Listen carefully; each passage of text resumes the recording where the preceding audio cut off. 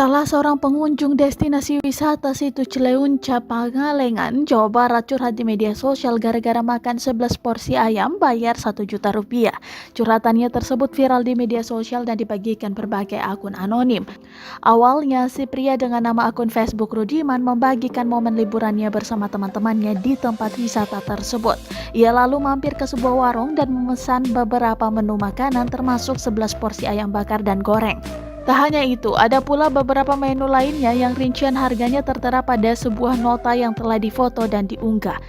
Mulai dari 11 porsi ayam seharga Rp440.000, ada 3 karedok seharga Rp75.000, 30 tahu dan tempe seharga Rp60.000, setengah jengkol seharga Rp50.000, 6 ikan asin seharga Rp90.000, 5 kelapa Rp125.000, dan menyewa 3 tikar seharga Rp75.000.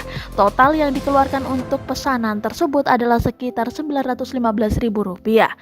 Warganet pun saat melihat unggahan itu langsung memberikan komentar. Banyak yang beranggapan harga tersebut tidak wajar, terlebih dengan menu-menu yang disajikan merupakan makanan lokal tradisional.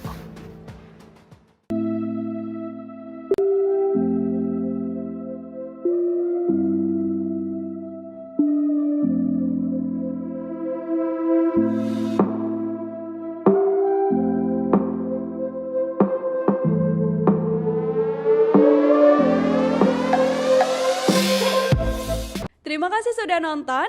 Jangan lupa like, subscribe, dan share ya.